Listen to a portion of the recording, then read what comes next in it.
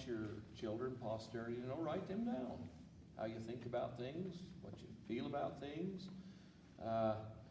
Next down it says, if you got any hobbies and interests or favorite traditions, like our family holidays. We like to get together, myself and all our siblings and all of us.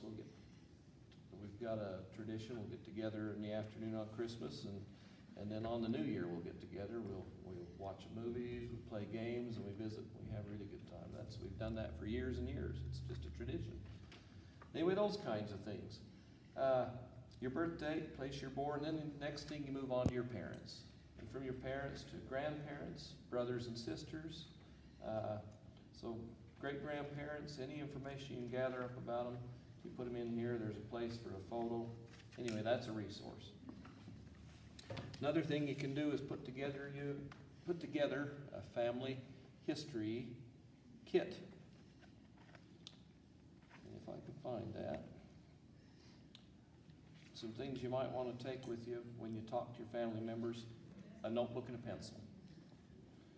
So you can write stuff down. Pedigree charts, so you can put down any ancestors, family information. Copies of assorted family photographs. I've got a lot of old family photographs and stuff at home, but I have cousins and relatives that have other photographs and neat things that I haven't seen, and they're starting to post them on the family history site. I'm like, wow, there's getting to be a lot more of that stuff. But anyway, share photographs around, get copies of pictures, a camera and film, and then a tape recorder. One thing that I did not too long before my father passed away, I took a tape recorder over there and I got some stories and different things from him and stuff. That ask him a bunch of questions, and it's priceless, to have those things. And so, kind of to demonstrate one way to do that, I've invited my Uncle Paul Bird here. He's my dad's brother. To ask him a few questions, and we'll kind of go through. I've got my wife's recording, so I'm not going to take the time to write it, but she's going to record it. We'll translate later. Yeah. Anyway, there's some questions that you can ask. If I can get it to come back up here.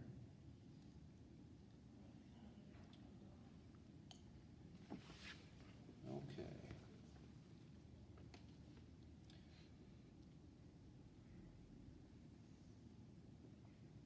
Okay, Uncle Paul.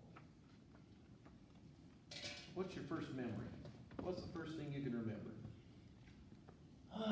Well, the first thing I can remember in my youngest days was my dad had built the house I'm living in now out of logs. He had went to the mountain and got them. And I remember going down there. I think they said I was 2 years old when I moved down there. But he gave me, well, I think they probably started the nails. Then he gave me a hammer so I could go along and pound the nails in. But we had log houses and they had cracks. They put nails along the logs and then put mud in there. The nails is to hold the mud falling out. So, see, that's my first memories. Put nails in the chink logs in the cabin. Yeah. Wow. At 2 years old. Huh? About 2 years old. 2 years old. My goodness. Hey, where did you live before that? Do you know where you lived before that? Yeah, right there in about half a block this side of Bluebell store. My dad had a cabin right there, and that's where I was born. North side, south On side? the north side. North side, okay. There's a Sharon Perry lives right there, and in the next place they got a big trailer outfit. But my dad had a cabin. Had a cabin there. There, and that's where I was born. Okay. Wow. Who is the oldest relative that you remember from when you were young? Who is the oldest relative you remember? Probably my grandpa Bird. Your grandpa. What was his name? Alonzo William. Alonzo William. Okay, and when did he come into Basin? Oh, it was after, in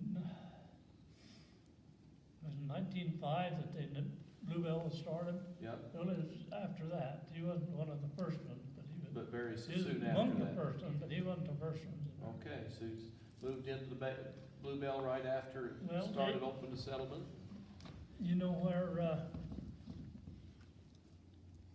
down in the Gulch, as you come to Bluebell, down in the Gulch, Lynn Bird, Uncle Lynn lived right there on the right side just before you make the turn. And I think, before he lived there, I think Grandpa and Grandma. That was the old I think homestead, that's where, the old homestead. where Ned Hardman is now. That was the old Bird Where Ned is homestead. now. Okay, well, cool. All right, how about, what are some things you remember about your Grandpa Bird? Only what I was told. He was a conservative guy. I mean, he was a bee man. They'd go up the gulch collecting bees. They'd find a swarm of bees on a limb, and he'd cut them off, take them home, build his own boxes. I think they said at one time he had close to 100 stands of bees. And they would I think I still own the extractor that they used to extract the honey with. Well, though David took it to Salt Lake, so you read about it. Anyhow, I remember Dad saying him and Uncle Charlie loaded a wagon full of honey. I think they had 5-gallon cans of honey. They loaded the wagon full and took it down Provo Canyon. And before they got to Provo, they run into a campground down there. So they pulled in there, and people was there, come see what they had, started buying honey, and he said, we didn't have to move. People came from all over and bought their own in. They come all the way from here with a wagon and took that honey clear out there to Provo Canyon. He said, we had a galvanized bucket so big around, plumb full of silver dollars when they left the home. And he said, well, what do you want to know about my grandpa? He figured, nail, I don't know if you've ever seen a nail keg, though, a wooden keg about this big around that high, that the stores would get nails in. He figured that was good enough for a chair. They never, ever bought any plush chairs or anything for their house. They had that kind of stuff. And Dad says, I don't ever remember him buying anything to spend that money, them silver dollars. So he said, I wouldn't be surprised. Went up in them ledges around there somewhere, that bucket full of silver dollars is buried. I've been tempted to go We better take our metal detectors, right? I bring my metal detector down there. Never got over the task inside. But that's the kind of guy he was. Okay. Well, let's talk about your parents. How did your parents meet? Your mother and dad. That's a good question. Dad was 17 years older than my mother to the day. Their birthday the same day. And I don't remember him saying just where they met. Because there's 3 brothers married 3 sisters. From the same From family. the same family. All in the And family. Somehow or other they got hooked up that way, I guess. But Okay. So, how did you meet your spouse? I met my spouse. I was working a fruit off trailer in Salt Lake. And one of the fellows I was working with, he was married, but him and his wife had some problem and kind of separated. Well, his wife was working with my wife, to be. Anyhow, their company decided to have a Christmas party at the Sky Room in Hotel Utah. And they wanted to get together, but he didn't want to go alone. So he asked me, if I can get you a date, will you go with me? And I said, yeah. So I had to go buy me a new suit because I didn't have a suit. And we met. He took me to pick her up, and went and got his wife, and because they was going to get back together. And so we went to this party up on Hotel Utah. And they had a palm reader there, a woman who read palms. They said, John, do you have your palm read? I said, sure, go ahead. She told me some things, and she says, see that line right there that goes down around and up there, so that's the longest lifespan I have ever ever seen. He said, you'll live to be 120 years old. And then she said, you'll be married twice. And I have been. Got married civilly and then in the temple. Yeah. But that's how we met. And we dated for, what's it, that was in December. We dated for 2 months. We were married on the 11th of February. And we've been married for 63 years.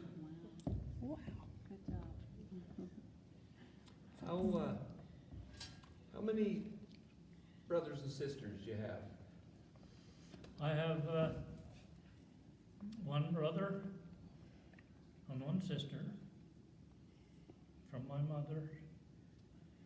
And I have 2 brothers and a sister from half from my dad's first marriage.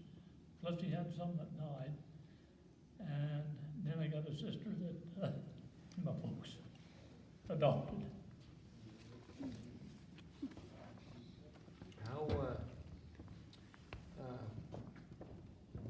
How many children do you have, Uncle Paul? I have 1 daughter and 5 sons. 5 sons. I have approximately, I haven't added them up lately, but approximately 29 grandchildren and right around 31 or 2 great-grandchildren. Wow. Before I leave, I want to tell you one experience I had with his dad. We went up to, oh heck, what's the lake up? in- Brown Duck. Up to Brown Duck. We went to Brown Duck, we was checking the lakes, because he was over the water system. And instead of following the trails from one lake to another, which there is, we decided to cut through the forest.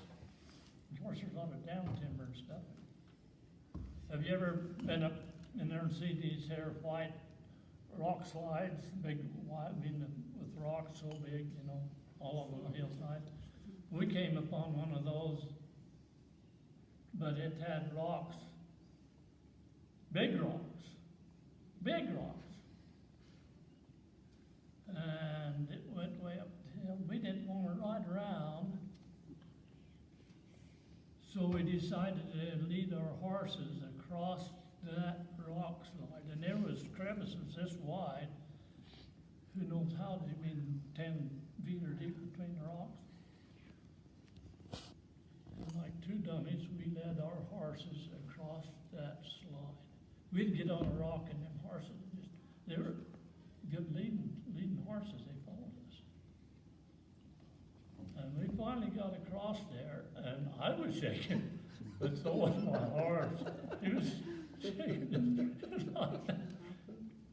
If I'd have been 10 years older, of course he was a little older than me, but if I'd have been as smart as I am now, I'd have never tried it. I'd have rolled around. Because if it had slipped and fell in there, we'd have had to kill it and left it, because you couldn't have got it out. Well, before we quit, is there anything else that you'd like to mention or talk about before we change groups, Uncle Paul? Anything else you'd like to share? Well, I've had some good experiences. I went to South Africa on my wife on a mission, and it was hard leaving here to go down there. It's not harder to leave there to come home, because we were in the Zulu branch. I was branch president to a Zulu branch for 14 months, and those are the best people in the world. And we had fun. Our mission president said to us, anytime you want to take a couple of days off and go see the sights, do it. So President Roberts come down there, and he was a counselor in the presidency. We'd get together, get all the missionaries from that area together, and take off up to a reserve and go see the animals and stuff. And we got to do that. That was fun. It was a mission. Thank you, Uncle Paul. Thank you.